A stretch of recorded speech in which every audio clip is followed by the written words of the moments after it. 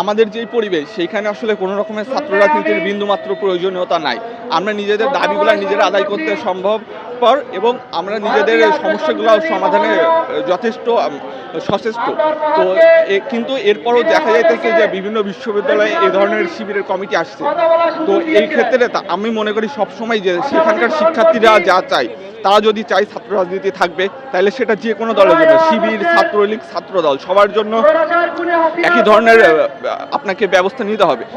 থাকলে যদি রাখতে চান তাহলে সবাইকে রাখেন, না রাখতে চাইলে কাউকে রাখবেন।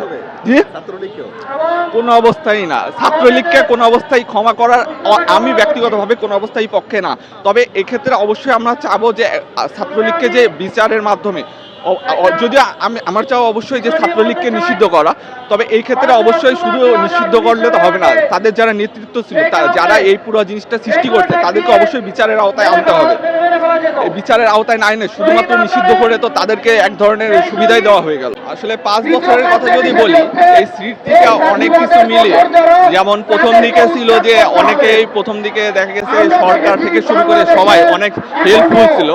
তারপরে আস্তে আস্তে যখন এই জিনিসটা নিয়ে অনেক কথা হইতে শুরু হয়েছে বা অন্য একটা দিকে যাইতে শুরু করছে, তখন দেখা গেছে এটাকে থামানোর জন্য অনেকের চেষ্টা করা হয়েছে। তবে একটা জিনিস সবসময় ঠিক যে বাংলাদেশের সাধারণ মানুষের কাছ থেকে কখনো আপনার ফাঁদকে দূরে সরানো যায় নাই। প্রত্যেকটা আন্দোলনে, প্রত্যেকটা মুহূর্তে দেখা গেছে ভারতের বন্যা হচ্ছে কিংবা ইলিশ যাচ্ছে, প্রত্যেকটা ক্ষেত্রে আবরার ফাঁদের নাম উঠে আসছে। এই জন্য কখনোই বলতে চায় না যে আবরার ফাঁদের যে আত্মত্যাগ ছিল তা হচ্ছে গত 5 বছর বিন্দু মাত্র কমে গেছে বা বিন্দু মাত্র আলো হারিয়েছে। কিন্তু তবে বর্তমান যে 5 বছর পূর্তি উপলক্ষে আজকের যে অবস্থা, এই রকমের পরিস্থিতি গত 4 বছরে কখনো করা সম্ভব হয় নাই। এই জন্য অবশ্যই এর কৃতিত্ব জুলাই আন্দোলনের যারা ছিল তাদের উপর। যেই দলীয় দুর্বৃত্তি বিশ্ববিদ্যালয়গুলোকে ছাত্রলীগের আখড়া বানিয়েছে, সেই ফ্যাসিবাদী ব্যবস্থার বিলোপ করতে হবে।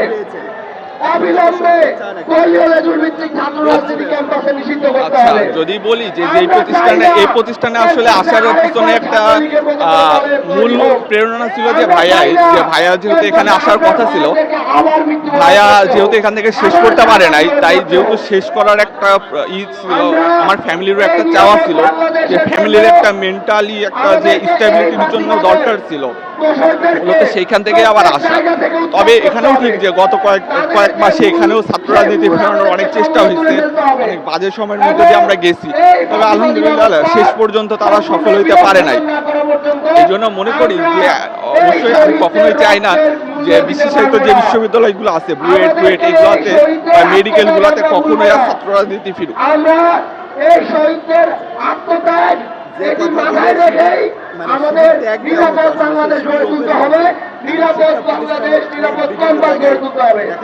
আজকে আমি তাহমিদুল মুত্তাসির চৌধুরী, বৈষম্য বিরোধী ছাত্র আন্দোলন। আচ্ছা দেখুন, যে পরিচয়টা প্রকাশ হচ্ছে সেখানে কিন্তু আপনারাও দেখতে পারতেছেন যে তারা অনেকাংশে ছাত্রলীগের সাথেই যুক্ত ছিল। তো এখানে মূল ব্যাপারটা হচ্ছে এখন পর্যন্ত কিন্তু আমরা এমন কাউকে প্রকাশ করতে দেখি নাই যে নির্যাতনের শিকার হয়েছিল কিন্তু বলছে যে আমি শিবিরের সাথে জড়িত ছিল। তো মূলত যারা নির্যাতনের শিকার হয়েছে তারা দেখা গেছে ম্যাক্সিমামই হচ্ছে নির্দলীয় বা সাধারণ শিক্ষার্থী।